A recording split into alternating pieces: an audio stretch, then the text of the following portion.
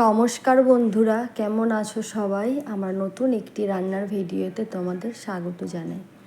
আজকে আমি তোমাদের সাথে শেয়ার করব নিরামিষ কাঁচকলার কোপ্তাকারি। তো নিরামিষ কাঁচকলা আলু দিয়ে আমি কিভাবে কোপ্তাকারি রান্না করি সেটাই তোমাদের সাথে শেয়ার করব। তো চলো বন্ধুরা, তোমরা পুরো ভিডিওটা দেখতে থাকো।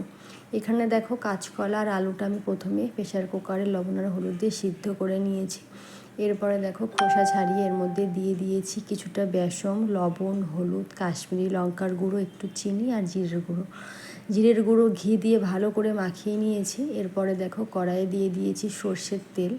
তেলটা ভালো করে গরম করে নিয়ে এরপর আমি একে একে কোপ্তাগুলো দিয়ে দেব।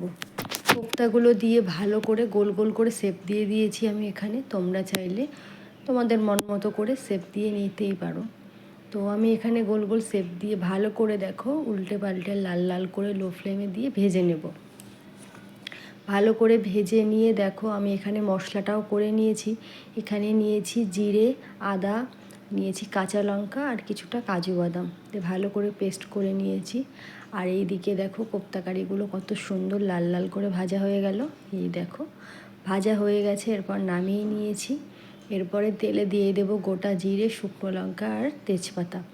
ভালো করে ফোড়ন দিয়ে এরপরে দিয়ে দেব সিদ্ধ আলুগুলো। যখন কাঁচকলা সিদ্ধ করেছিলাম তখনই আমি দুটো আলু বেশি করে দিয়ে সিদ্ধ করে নিয়েছি।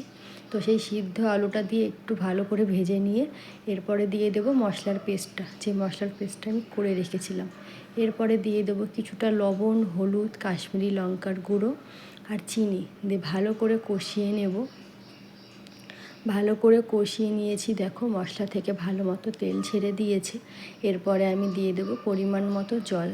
যেহেতু আমার আলুটা সিদ্ধ ছিল আগে থেকে, তার জন্য কিন্তু বেশি জল আমি এখানে অ্যাড করব না।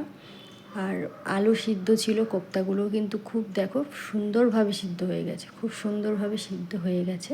এরপরে আমি ঘি আর গরম মশলা দিয়ে নামিয়ে নিলেই কিন্তু আমাদের নিরামিষ কোপ্তাকারি পুরোপুরি রেসিপি রেডি। তো চলো বন্ধুরা, আজকের মতো এইটুকুই। সবাই ভালো থেকো, সুস্থ থেকো। টাটা বন্ধুরা।